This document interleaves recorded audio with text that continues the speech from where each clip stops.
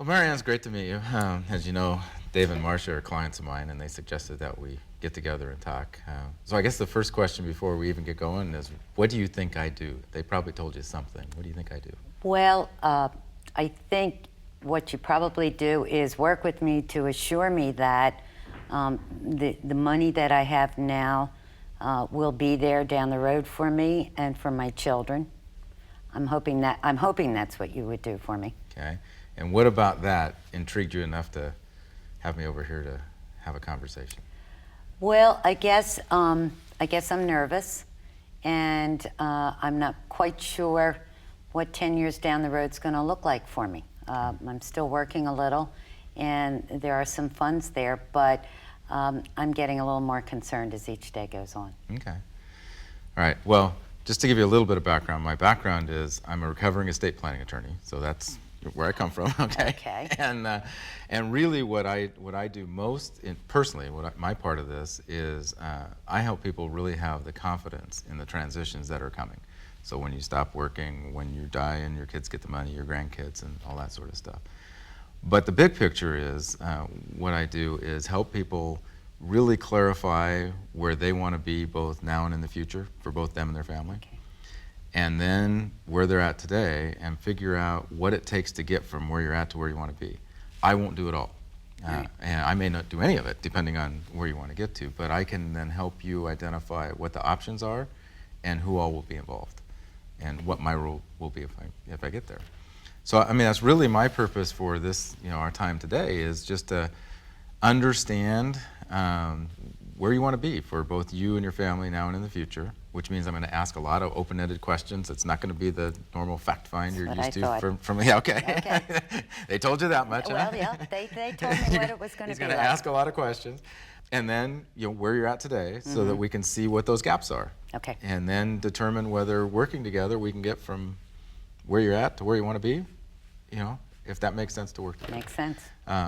So, okay, you were talking a little bit about the money and the kids and stuff. Can you describe your family to me? What? Well, my husband died about 2 years ago. Okay. I have 3 grown sons who are married, and they each have children. I have 7 grandchildren. And 2 of my boys live nearby. One lives in Chicago.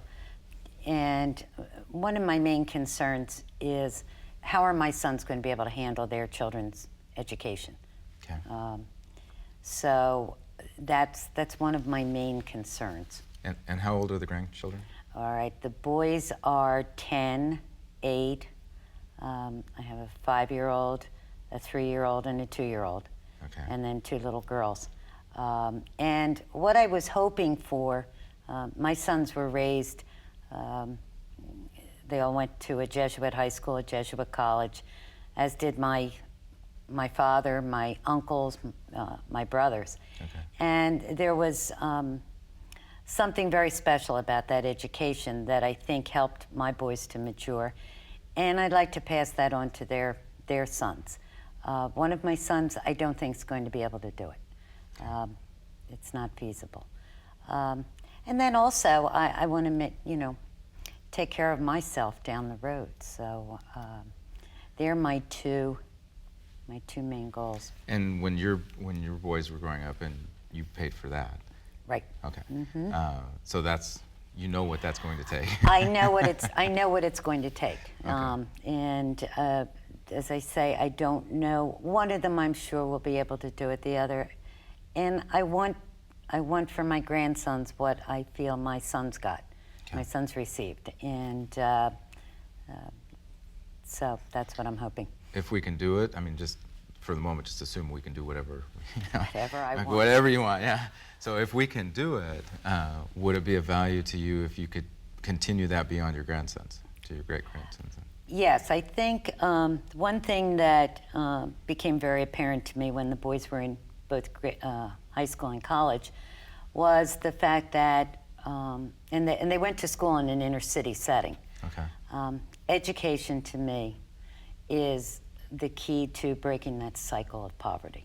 And I think my sons saw it because of the education they got. So I'm heavily involved in an inner city school, grades 3 through 8. And I'd like to be able to help them in a larger way, a more substantial way. So the education part is split. It's split part for my grandsons and part for continuing education. And for the community at large. For the community, Okay. right. Okay. And right now, I mean, your grandsons are, how old would they be to get involved in that kind of schooling? Okay, the oldest is going to be coming in 4 years. Okay. Okay, he's going into 4th grade this year, so When he gets into yeah. eighth, it's well, okay. When he gets into 8th, we have to look into Okay. into that. All right.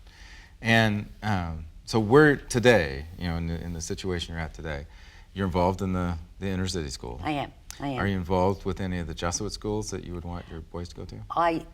I still am involved with their high school. Okay. I sat on the board of trustees for 6 years, so I still keep in touch with the schools. So I'd like to make some sort of a contribution to the education that they give, not just to my boys who are very fortunate to get that, but to inner city students to bring them into the school. And right now, do you have anything in place in your existing planning to get there? Do you have a education fund or anything like that? No. Okay. Nothing. And do you know, even from a standpoint of comfort, you know, that you're okay paying that out and maintaining the lifestyle that you want to maintain? Or is that part of what we need That's to- part of what I'm hoping you can help me with. Okay. I mean, I know there's funds there. My husband was insured. I know there's money there, but what to do with it next, I was Okay. never quite involved with that. Okay. Okay. Well, if we can get the picture of, you know, where it is that, you know, where you want to be and where you're at today, then that's part of what the team will do. It's not necessarily what I will do, but we'll have a financial Team. person that will sit down and be able to identify if this is where you want to get to, and this is where you're at today, how we can do that. Then, when your involvement with the inner city school, is that a private or a public? It's private. Okay. It's run by a board of trustees, Okay, actually. so you've been involved in both of those in a charitable setting in terms of I these. have. Okay. All right. And so that, in terms of both current planning and estate planning, will probably be involved. I would like to be able to do something. Okay. Be it now or when I die, down the road. Okay. Continue that mission. And in terms of priorities, when you think about that, assuming that we have to prioritize some of this here, your grandsons first, Yes. and then, okay, because that may make a difference as we look at Be estate me planning. first. Yeah, well, yeah, okay, you first. Okay, Sorry all right. about that. Yeah, you got to be okay before All right. any of this stuff happens, and that's part of what we have to do with the financial plan, to make sure you're okay and you're comfortable. Okay. Because if you're not comfortable, we shouldn't be talking about any of this stuff. Right. But assuming you're okay, then the boys would be next, and then out to the community. Is that a fair? I think that is. I think that's pretty fair. I don't want to. I mean, No, I think for the boys' education, right. Okay. that I'm sorry. I didn't- maybe we'll qualify that Yeah. to the boys' education. You know, my sons, the other 2 sons are doing fairly well, and sure, I guess they expect something, but I think for the grandchildren's education, it would be my main concern. And it sounds like, particularly for the grandsons, that you don't think that we'll have the money. Particularly, yeah, Okay. yeah. Okay. You're right. Okay, cool. So as you look at that and we think about those priorities and where you want to get to, just to help as we build this team and figure out, everybody's got a decision-making process, how they make decisions. Most people have no idea what it is, including me. So it took me a while to figure out. Mine is, I'm what they call a quick start and a fact find. So I've got to gather a bunch of information. Once I gather enough so I'm comfortable, get out of the way. You know, and I blast right. off. Do you have any idea how, when you think about making big decisions, what do you normally do? I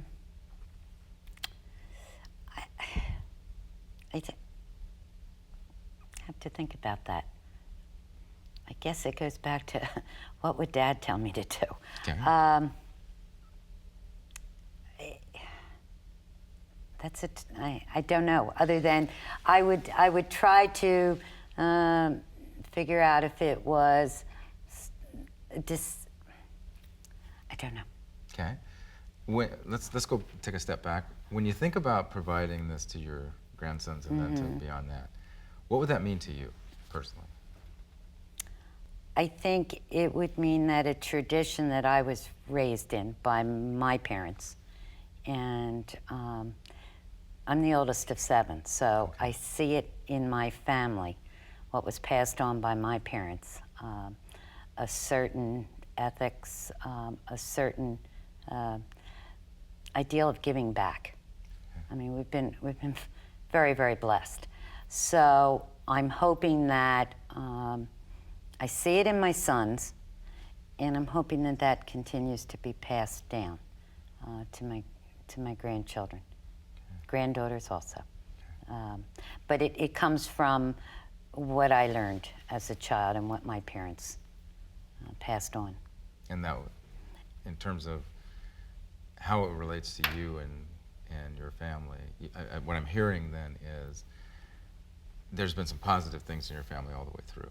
Right. And to be able to see that continue or provide at least for the option for that to continue. Right. And I think it goes back to what you asked before that. How do I make decisions? A lot of times it's calling brothers or sisters to come up with that, decision. And that's when we'll get, what would Dad say? What would Mom say? So, yeah. Yeah, and that's really all I was looking for is, okay, is there people that you call or things like that? Okay.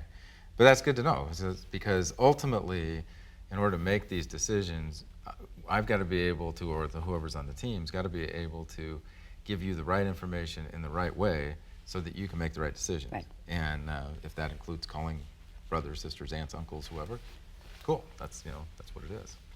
Given that, there's several options that we can go from here. One option, one basic option that I think is probably the place to start, is we need somebody to sit down with you on the financial planning side of this to make sure that like you said, there's money there, not sure what's going to happen in 10 years, so that you have confidence in that. So you have comfort and confidence in that. That then will open up the opportunities for what else we can do. Okay. Both currently and in a state and charitably or whatever. So my suggestion is, I have some names and things, we'll sit down and talk a little more about what kind of people you like to work with and all of that, but we'll get you in touch with some people that can do that. And I used to do that, and I understand it, but I'm not the guy to do that now. Okay. My job would be then to be, basically, if you think about a movie, I'm the producer. Okay, I'll help bring in all the different people. I'm not going to direct it, not going to act. When we start talking about the estate planning, once we know where you're at currently, when we start talking about the estate planning, then now you're in my bailiwick. Okay. Now you're in All my right. role, and I'll help you work on that. But there'll probably be other players in this as we look at this, whether there's some insurance or other things that go along. And as we do that, now I'm not going to quote a fee for the financial advisor. I don't know what it is. All right. So what I'll do is I'll put you in touch, and then and help you along the way for this. My fee will come then when we start talking about estate planning. Okay. And by that time, we'll have a pretty good idea of where you're going to go, and I'll be able to give you a number, and you're either comfortable or you're not. All right. So Will you work with me with each of these other players? yeah, what I will do, and we'll come up with some sort of a retainer for that, based on hours or something. Okay. But my role will be kind of your interpreter. Okay, so I'll be running. I need that. Yeah, I'll I be do running need that. interference, and with the idea, because essentially what happens with most clients is you have your story and where you want to be. If you just go to all the different advisors, they're going to ask you different questions, and they may get different stories because they only ask their little window. Right. And so my job is to see the big picture Okay. and be able to bring in and help guide along the way. As if the financial planner just starts looking at a narrow window that doesn't include taking care of some of these issues with your grandkids' education and things like that, I'll be able to talk to him and say, okay, this is what you're really looking for, but let's ask these questions. So Sounds yeah, good. I'll be, and you'll have control over all that. So what else do you need to know from me to know whether we should go ahead and get started? I guess if you're saying you're bringing in other professionals, I mean, I own this home here, summer home, so they'll be able to tell me what I do with that. And Right. okay, Yep. all right, Yeah, they'll be able to give you all the, and I will be, like I said, I'll be involved in that, all right, but I'm not going to be the one that's going to do it all. okay. Does that help? Sounds good. Okay? Okay, Sounds we like owe it. Dave and Marcia like a thank you or something. I certainly will. Maybe we'll do a dinner, Okay, a dinner for all I'm four of happy us. to come Okay. back here to the, okay. if you want to come back Come here. back to the shore and we'll do dinner. I'm good with that. Okay. All right? Thanks so much. Oh, you're welcome. Thank you. Okay.